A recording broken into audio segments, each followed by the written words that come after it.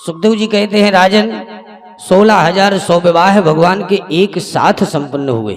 परीक्षित चौके बोले महाराज इतनी सारी कन्याएं कहाँ मिल गईं?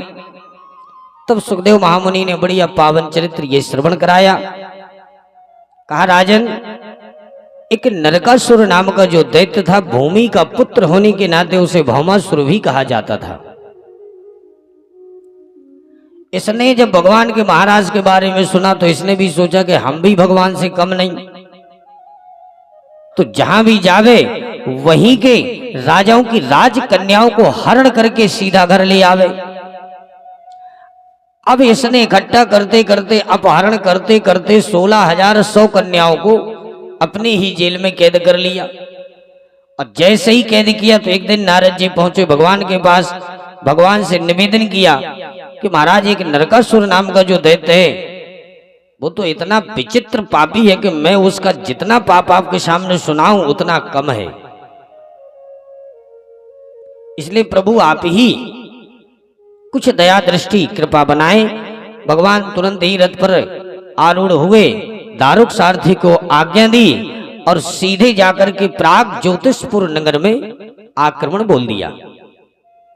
जैसे ही आक्रमण बोला तो नरकासुर की जो नगरी थी उसमें मुर नाम का जो दैत्य था, 5 मुँह वाला, ऑटोमेटिक चलने वाले हथियारों का पहरा था। तो भगवान पहुंचते ही और सबसे पहले सुदर्शन चक्र को आदेश दिया कि जाओ जाकर के इस दैत्य का संहार करो और जो ये हथियार हैं अपने आप चलने वाले इन सबका संहार करो। तो सुदर्शन चक्र ने सबका संघर्ष किया, सबका कल्याण किया और भगवान सीधे प्राग ज्योतिषपुर नगर में प्रवेश होते चले गए। जैसे ही अंदर प्रवेश हुए नहीं, नरकासुर को मालूम चला तो नरकासुर ने द्वंद्व युद्ध छेड़ दिया, आक्रमण बोल दिया, दोनों में युद्ध होने लगा। भगवान युद्ध करते करते करते करते और सीधे भगवान ने जैसे ही 2-4 मुक्के जमाए नहीं कि नरकासुर की हड्डी पतली सब एक हो गई। और सीधे जैसे आज यहां कंस को पछाड़ा वैसे ही भगवान ने नरकासुर का भी संहार कर दिया और नरकासुर का उद्धार किया। गोविंदाय नमो नमः। बोले द्वारिकाधीश की जय हो। जब नरकासुर का कल्याण किया, भगवान ने जाकर के जेल से समस्त कन्याओं को मुक्त किया। आज समस्त कन्याओं को द्वारिका में लाए और भगवान ने जहां भी देश है वहां अन्य देशों में जाकर के पत्र लिख करके उन राजकुमारों को बुलाया और जो भी राजकुमारी आवे उनसे विवाह का प्रस्ताव सामने रखें, वही मना कर दे। बोले महाराज मैं तो इनसे विवाह नहीं कर सकता। क्यों? बोले ऐसे दैत्य की नगरी में रह करके इतने दिन आई हैं, मैं इनको कैसे पवित्र समझ लूं। तब समस्त कन्याओं ने प्रभु के सामने हाथ जोड़े और कहा प्रभु अब तो मुझे संसार में लगता है कि कोई अपनाने वाला है नहीं, इसलिए संसार में यदि शरण मुझे कहीं मिलने वाली है तो वो शरण सिर्फ आपकी ही है। आप ही हम समस्त कन्याओं पर कृपा करें। भगवान को दया आ गई उन कन्याओं पर, तो भगवान ने 16,100 रूप बनाए और समस्त कन्याओं के साथ एक दिन में एक ही मुहूर्त में भगवान ने 16,100 कन्याओं के साथ विवाह किया। ऐसे भगवान के 16,108 विवाह हुए। बोले द्वारिकाधीश की जय हो। समस्त कन्याओं से अर्थात भगवान की जो पट रानियां थी तो 16,100 रानियों में समस्त रानियों से 10-10 पुत्रों को जन्म मिला। अब 16,108 गुणे 10 बराबर किया जाए यदि 1,80,061 पुत्रों को जन्म दिया समस्त आज रानियों से। ऐसे ही भगवान का बढ़ता हुआ परिवार धीरे धीरे धीरे धीरे जाकर के 56 करोड़ यदुवंशी पहुंच गया। और इतने बड़े परिवार के साथ हमारे द्वारिकानाथ बड़े प्रसन्नता से रहते थे। परीक्षित चौके बोले महाराज इस संसार में कली काल में 4-6 लोगों को पालना बड़ा असंभव है। तो हमारे प्रभु इतने बड़े परिवार के साथ कैसे रहते थे? तब दो चार चरित्र सुखदेव जी महाराज ने बढ़िया राजा परीक्षित के लिए श्रवण कराए। राजन, भगवान कभी माथा पकड़ करके नहीं बैठे। हम लोगों को यदि कोई चिंता हो जाए तो हम लोग माथा पकड़ के बैठ जाते हैं, राम राम राम राम। ये हमारा परिवार हमको कितनी बड़ी परेशानी में डाल देता है। मैं कहाँ जाऊं, क्या करूं?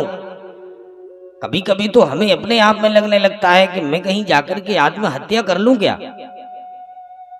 कभी कभी ऐसा लगने लगता है, पर भगवान कभी माथा पकड़ के नहीं बैठे। एक दिन नारद जी आए। नारद जी स्वर्ग से आए तो पारिजात के पुष्प को लेकर के आए। भगवान द्वारकानाथ के चरणों में भेंट किया, और जैसे ही द्वारकानाथ के चरणों में भेंट किया तो वही पुष्प जाकर के द्वारकानाथ ने सीधे जाकर के रुक्मणी के बालों में गूंथ दिया। सीधे नारद जी गए सत्यभामा के भवन में। सत्यभामा ने नारद जी को देखा तो चरणों में प्रणिपात किया, आइए देवर्षि नारद जी, बढ़िया स्वागत सत्कार, उच्च आसन पर बिठाला। कहां से आ रहे हो? हम स्वर्ग से आ रहे हैं देवी। सत्यभामा ने कहा, महाराज, जब मैं स्वर्ग का नाम सुनती हूँ तो बड़ा लालायित होती हूँ कि मैं कभी जाकर के स्वर्ग देखूं। क्यों? बोले, वहां पर सुना है कि एक पारिजात का जो वृक्ष है उसके पुष्पों की बड़ी सुगंध है। तब तो नारद जी ने कहा, देवी, मैं वहीं से आया और अभी अभी एक वहां से पुष्प भी लाया था पारिजात का। उस पुष्प के लिए हमने अभी अभी द्वारकानाथ के चरणों में भेंट किया है, पर द्वारकानाथ ने अभी अभी जाकर के रुक्मणी के बालों में गूंथ दिया। आप जाकर के देखिए, बहुत अच्छा लग रहा है। जो इतनी बात कही, नहीं तो सत्यभामा को क्रोध आ गया और सीधे जाकर के कोप भवन में ही बैठ गई। और वहां से नारद जी खिसक लिए। अब द्वारकानाथ ने जाकर के जब सत्यभामा के भवन में गए, जब सत्यभामा को नहीं देखा, मालूम चला कि वो तो कोप भवन में है। तो जब कोप भवन में जाकर के देखा तो सत्यभामा का मुंह लटका हुआ है। यहां पर एक प्रश्न खड़ा होता है कि पहले जो हम लोग मकान बनवाते थे, उन मकानों में एक कमरा फिक्स रहता था लड़ाई झगड़े का। कैकेयी भी जब वरदान मांगने के लिए समय आया तो कैकेयी महारानी भी जाकर के कोप भवन में ही तो बैठी थी। आज ऐसे ही सत्यभामा भी कोप भवन में बैठी। इसका मतलब लड़ाई झगड़े का एक कमरा फिक्स होना चाहिए। जो उस कमरे में जावे समझ लो लड़ाई पक्की। अब आजकल तो कोई नियम है ही नहीं, चाहे जहां लड़ो। मालूम चला रोटी बन रही है तो रसोई घर में, जहां विश्राम हो रहे हैं उस घर में, जहां बैठने लोग आते हैं जिसको हम लोग बैठका कहते हैं ड्राइंग रूम, मालूम चला वहां पर भी लड़ाई। कहीं पर भी लड़ाई हो, सारे घर ही हमारा कोप भवन बना हुआ है। पर एक कमरा फिक्स कर लेना चाहिए हमें लड़ाई झगड़े के लिए। आज जब सत्यभामा कोप भवन में गई, भगवान ने देखा तो भगवान ने कहा, देवी, ऐसे मुंह लटकाए क्यों बैठी हो? कहा, प्रभु, आज नारद जी एक स्वर्ग से पारिजात का पुष्प लाए और आपने मुझे दिखाना भी उचित नहीं समझा और जाकर के सीधे रुक्मणी के बालों में गूंथ दिया। अरे कम से कम मुझे देते नहीं तो दिखा तो देते। तो भगवान ने कहा, देवी, आप चिंता ना करें। अरे वो तो एक ही पुष्प लाए थे, पर मैं तो आपके लिए पूरा पारिजात लाने वाला हूं। तब जाकर के क्रोध शांत हुआ सत्यभामा का। अब जब भी द्वारकानाथ दिखे और मिले, तभी अवसर पाकर के तुरंत सत्यभामा जी कहें, स्वामी कब ला रहे हो, कब ला रहे हो? एक दिन भगवान ने सीधे जाकर के कहा, चलो चल ही देते हैं, और सीधे सत्यभामा का हाथ पकड़ा, गरुड़ पर आरूढ़ हुए और सीधे भगवान स्वर्ग के लिए चल दिए। जैसे ही स्वर्ग में पहुंचे नहीं, जब इंद्र ने भगवान को देखा तो चरणों में साष्टांग प्रणिपात किया, उच्च आसन पर बिठाला, षोडशोपचार विधि से पूजन किया। कहा, प्रभु कैसे आना हुआ है आज इस स्वर्ग में? भगवान ने कहा, भाई, देवी का बड़ा मन हुआ इसलिए देवी को घुमाने लाया। बोले, अच्छा प्रभु। देवी का बड़ा मन था कि चलो चल करके हम भी कभी स्वर्ग देखना चाहते हैं, इसलिए चले आए। बड़ी कृपा की प्रभु। और यहाँ आज इंद्र महाराज ने सीधे सत्यभामा को और द्वारकाधीश को लिया, तो साथ में इंद्राणी भी चल दी और चारों मिलकर के आज समस्त स्वर्ग का आनंद ले रहे हैं। भ्रमण करते करते करते करते जैसे ही पारिजात पुष्प के पास आए नहीं कि तुरंत ही आज भगवान जैसे ही पारिजात के पास आए तो सत्यभामा ने कहा, स्वामी थोड़ी लेने की बात करो ना, लेने देने की बात करो, बस यही तो है।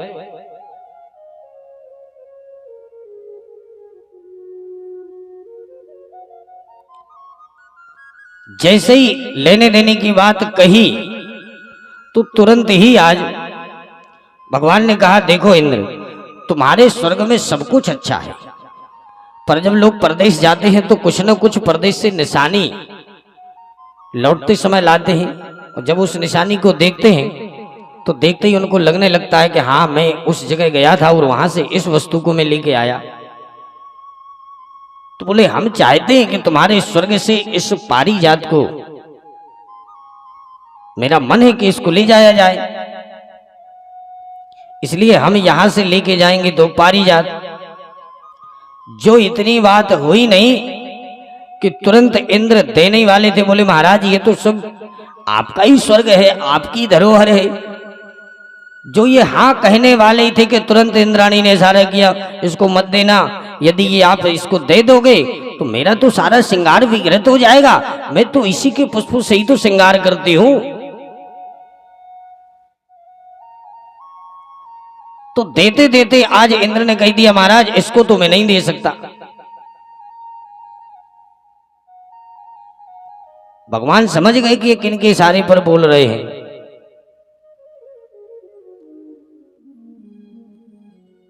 अब भगवान ने कहा कि भाई हम तो इसको लेके ही जाएंगे। बोले महाराज हम तो इसको दे नहीं सकते। बोले चाहे कुछ भी हो जाए। बोले सुनो, तो हमारे वृक्ष को छूना नहीं है, स्वर्ग की धरोहर है, स्वर्ग की संपदा है। बोले कुछ भी हो, तुम छूने की बात कर रहे हो, लो ये छू लिया।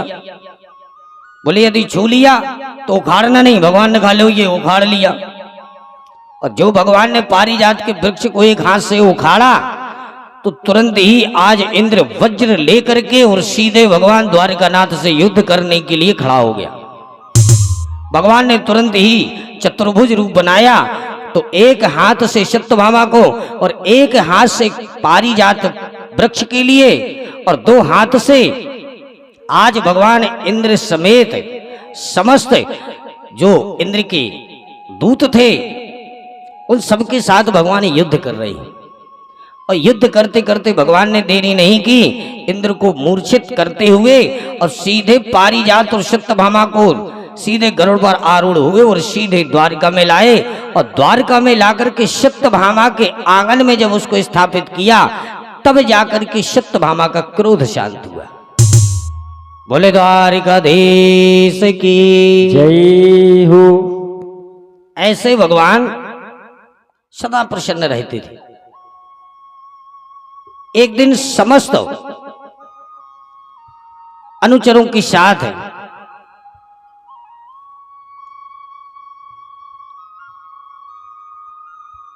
आज भगवान का परिकर जो है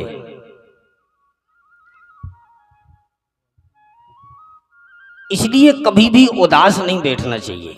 आज भगवान इतने बड़े परिवार के साथ भी सदा प्रसन्न रहते हैं, तो जिस स्थिति में रहो सदा प्रसन्न ही रहना चाहिए। प्रभु की भांति